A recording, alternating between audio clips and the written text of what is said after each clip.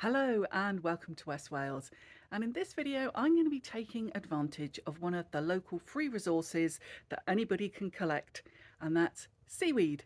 But I'm not foraging it to eat, I'm going to use it to top dress the trees in our cottage style garden. If you're new here, my name is Becca, and together with my partner Andrew and our little dog Millie, we're living our best life in retirement in the beautiful county of Pembrokeshire in West Wales. So why don't you come and join me as I go down to the beach? It's soup and sandwiches for the picnic, and then I'm also taking the trailer so Andrew can put the mobility scooter on the trailer to come back, just because he will be very fatigued after today's outing. We're at the beach. There's high drama. There's police and coast guards and all sorts. So it's obviously something going on. The dog's really wound up. But we're going to go on the beach before we collect seaweed so she can get rid of some energy. And also Andrew is down on the beach with his tramper. Anyway, Andrew's on his tramper and he's just taking photographs. I'm going to walk the dog. There are people digging for bait. So it's quite busy down here because it's half term. Once the dog's got rid of some energy and we've had a bit of lunch, then I'm going to collect the seaweed. That's the ferry just turning around, ready to go to Ireland. I mean, this is why most people know Fishguard, is because of the ferry. Otherwise, there wouldn't really be a lot here. I always love to look in the rock pools. And that looks like that's an anchor chain that somebody's lost at some point. Quite a long time ago, because you can just see there's all sorts of things growing on it. And I've just seen little fishies darting around, little fry. You can probably hear the ferry in the background. It is going very shortly. He's just spotted Andrew and she is hightailing it to see him. I'm so grateful to have this on my doorstep, and it's endlessly changing. If you live on the coast, you will completely understand this. No one day is the same, and it is just food for the soul. So the mobility scooter Andrew has is called a tramper, and it is designed to go off-road. And we do take it on the beach and it goes through the water, so its wheels do get a bit rusty. If you don't take it in the sea and you don't live by the coast, the wheels do not go rusty. I'd just like to point that out. It is just that we push it to its limits, really. But then that's what you're supposed to do, isn't it? What's the point of having one if you don't play with it? But you can see Millie is slightly obsessed with following Andrew. Andrew's going to carry on taking photographs, and then I'm off to the other side of the causeway to collect seaweed. All the seaweed I collect has been washed up above the tide line, so it's not living, it's not attached to rocks. If you live in the UK, then most beaches are public, and between the tide line and the sea is what's called Crown Land, and you don't need permission to collect from these areas. It's completely different if it is a private beach. So we absolutely could just put the seaweed straight onto the garden to top dress, but what we like to do is just rinse it in fresh water, get some of the salt out of it, and then add a few things to it. So first job, rinse it, then the light's going, so I'm probably not going to get the rest of it done today, but I will carry on and film the process. Opinion is quite divided as to whether you need to go through this process, and we are in a high rainfall area, so we could just put it straight on top. We're going to add some leaves, and this was just from down the end of the road, and some well rotted garden compost. This batch is to go round the base of the trees in what we call the micro orchard, which is plums, apples and pears, and it's the very first thing we planted when we moved to this garden. That's another thing ticked off the list, and I thought I'd do a really quick just tour of what's going on in the garden, and we're going to call this the November garden tour, I think we're going to call it, because yes we are in November and it's been really warm. The grass is still growing, but it's really wet underfoot, so actually I haven't been able to mow, so it's a bit sort of sticky underfoot and the grass is really long. But hey ho, you know, it all works out in the end, doesn't it? Anyway, I'll turn the camera around and just show you what's going on.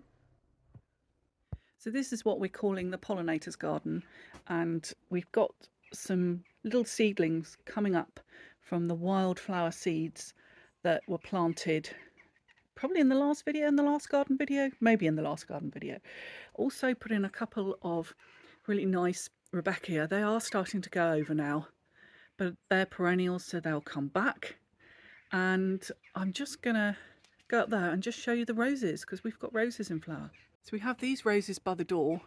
This is Buff Beauty, it's a climber, and this was cuttings from a cutting that was in my parents' garden, and then in my garden in Somerset, and now in our garden in West Wales.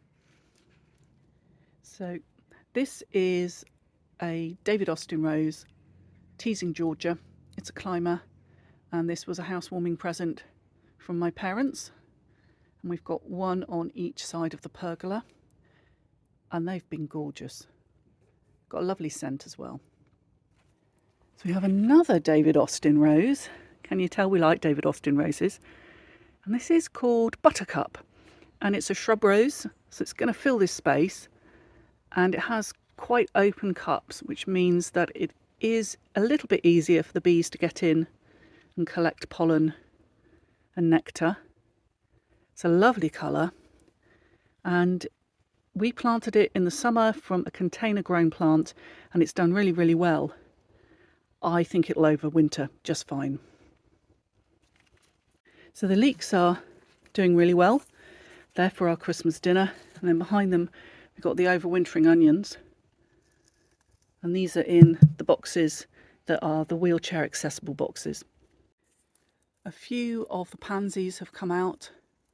This is winter bedding that we put in various pots around the place.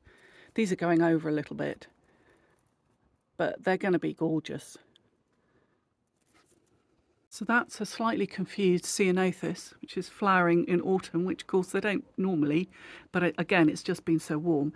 And then the other thing we've got up here, this is the edible hedge, and we have little berries here.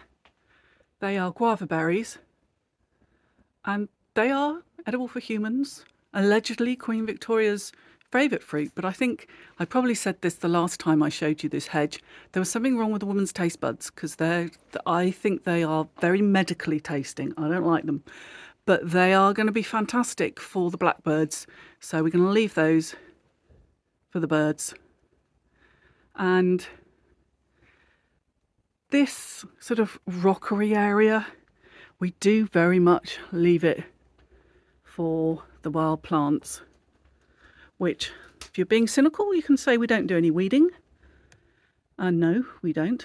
We just let nature run riot, which means that it's a really great habitat for all sorts of wildlife. And then this bit, which is much more accessible, you don't need your crampons on to weed and things. This we sort of do a little bit more cultivating, and quite a lot of spring flowers in here, and it's a mixture of cultivated and wildflowers, and we try to have plants that encourage the pollinators. So hence this sedum. This grows really well in a rock garden and is an autumn flower, and the bumblebees love it. So the vertical pot garden has a new pot, and the geraniums or pelargoniums are still flowering. I will take them in if it's going to frost, but otherwise they can stay out here. Welsh poppy, and I collect the seeds off these. I mean, Andrew collects them as well, and we try and get them to kind of grow all over the garden. But they don't like being put places. They like to grow where they like to grow. So the borage is still flowering.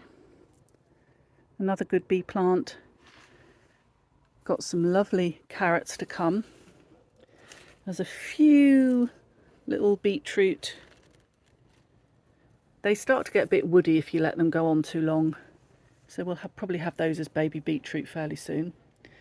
And obviously that was the top dressing we can do. And yeah, I mean, you can see how messy the lawn is. And then if we go over to this corner, the wind blew over the sunflowers, but we have still got all these marigolds in flower.